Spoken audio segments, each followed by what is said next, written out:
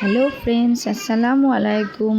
আমি শাহানাজ অনু বরিশাল থেকে বলছি, বাংলাদেশি ব্লগার গল্পছবি রান্নাবাটি থেকে আপনাদের আরও একবার স্বাগত জানাচ্ছি। আজ আমি বিকেলে বাচ্চাদের জন্য যা নাস্তা তৈরি করেছি সেটা আমি আপনাদের সাথে শেয়ার করছি।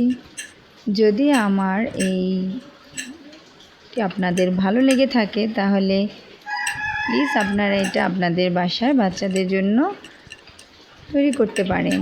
প্রথমে আমি একটি প্লেটে কিছু পেয়ারা কেটে নিলাম। পেয়ারাটি আমাদের নিজেদের গাছের, ছোট ছোট করে কেটে নিয়েছি। তারপর আমি একটি আম ছোট ছোট করে কেটে নিয়েছি। আমটি অবশ্য বাহিরে কেনা।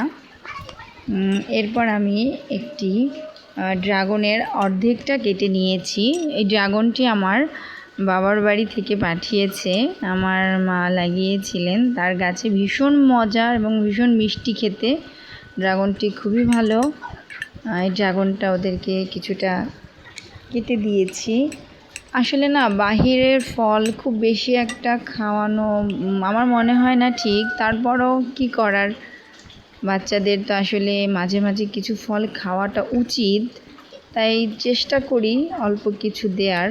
বাট যেটাই দেই ওদেরকে না সুন্দর করে একটু গুছিয়ে দিলে ওদের খেতে ভীষণ ভালো লাগে। সবটাই আমি একটু একটু করে ছোট ছোট করে ওদেরকে সুন্দর করে গুছিয়ে দেওয়ার চেষ্টা করছি।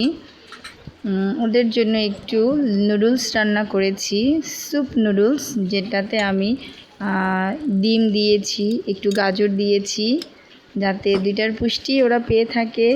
যদি আমার এই রেসিপিগুলো আপনাদের ভালো লেগে থাকে তাহলে প্লিজ আমার চ্যানেলটি সাবস্ক্রাইব করে আমার পাশে থাকবেন।